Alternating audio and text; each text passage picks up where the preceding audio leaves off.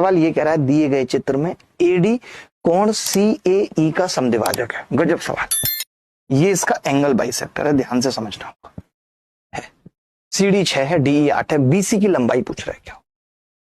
आप नहीं, आप भूल गए होंगे, कोई बात नहीं। जैसे जब भी एंगल बाइसेक्टर देता है तो हम समझ जाते हैं कि यार ये एंगल अल्फा है तो ये भी अल्फा होगा, ये तो मानते हो। मैंने कहा अगर ये एंगल बीटा है और ये टेंजेंट है तो अल्टरनेट सेगमेंट थ्योरम से ये भी बीटा होगा।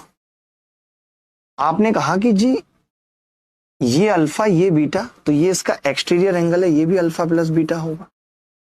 अब ये भी अल्फा प्लस बीटा और ये भी अल्फा प्लस बीटा, तो आपको नहीं लगता कि अगर मैं इसको मान लेते हैं जो BC पूछिए उसको x मानता हूं, मेरा मान, तो आपने कहा यहां तक x प्लस 6 हो जाएगी, तो ये पूरी x प्लस 6 हो जाएगी। क्योंकि अगर ये अल्फा प्लस बीटा, ये अल्फा प्लस बीटा, तो B से लेके D तक की दूरी और B से लेके A तक की दूरी बराबर होगी आपस में।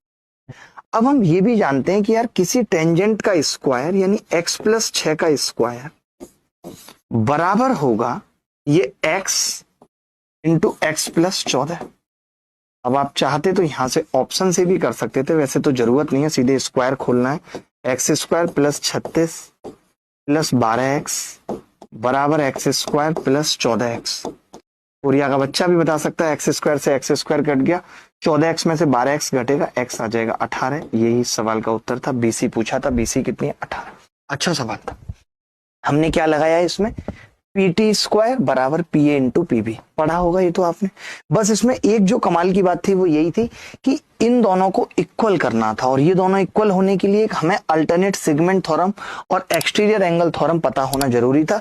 अगर आप मेंस की तैयारी कर रहे हैं या अगले साल नौकरी लेना चाहते हैं तो आपको इतनी बेसिक सी बातें पता होंगी, ये मैं मान के चलता हूं।